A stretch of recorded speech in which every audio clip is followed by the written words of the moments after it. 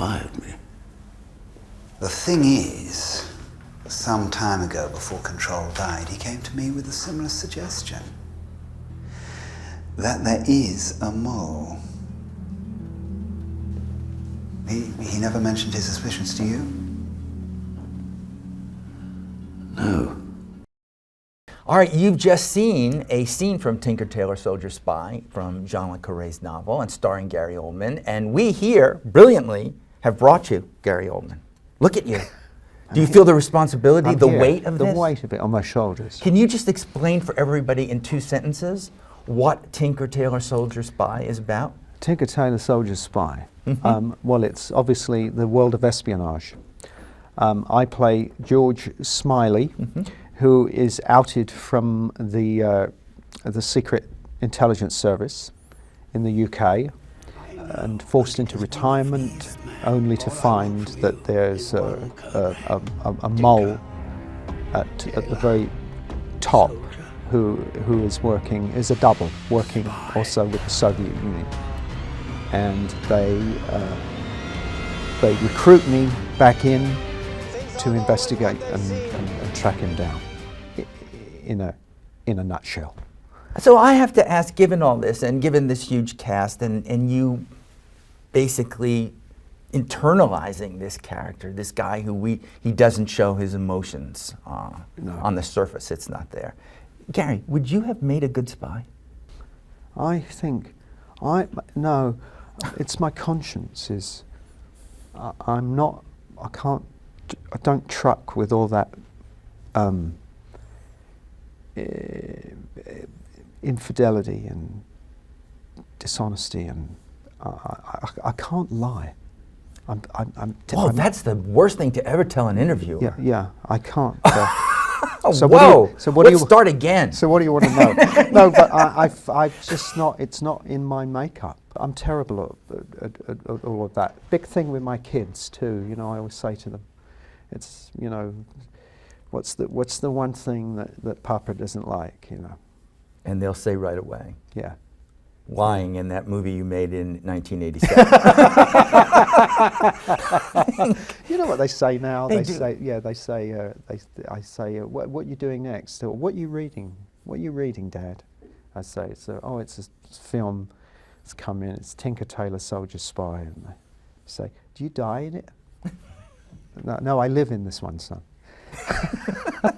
I survive it. But because this performance is so recessive, people who know you, who look at you and Gary, and we remember the big Gary Oldman. The big stuff. I see Dracula when I look at you. Yeah. I see Sid Vicious. Yeah. I see Mason Verger and Hannibal taking on Hannibal Lecter, you know? Since you can't lie, who is the real Gary? I think you seem like a soft-spoken gentleman. I am a soft. Often people, I'm frailer than people think, and that's one of the things that they're surprised about. I mean, I've had my share of villains. I went through that period. I did those 2 movies for Luc Besson, and I was this big explosive character in Leon, in The Professional, and then I did the other crazy movie with him. The Fifth Element, singing for my supper, because I got to make Neil by mouth, but that was the trade-off. Well, it's okay.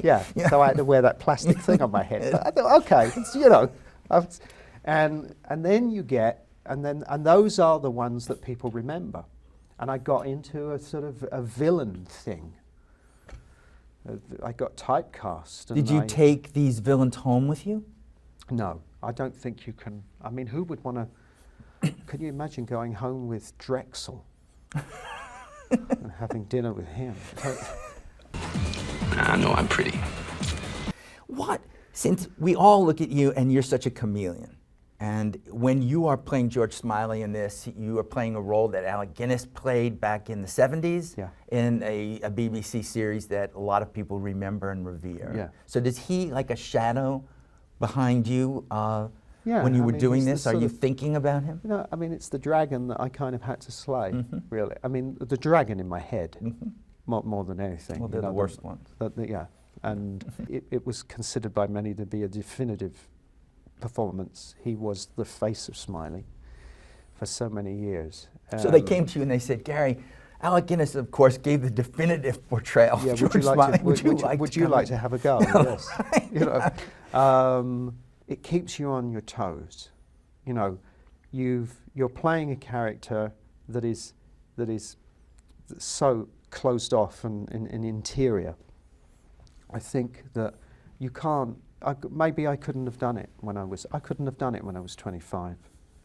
I'm bringing 3 decades of experience to it, and the confidence, I guess, somewhere you find the courage and or the confidence to be able to play it that small. Wasn't enough. That just comes with age and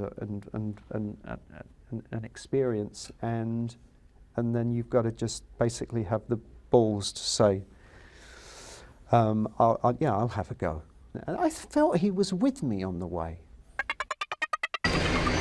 I just sit and look at a blank screen. This is, and I go, when's he coming back? Madman has to come back. It's got to come back. I'm just waiting.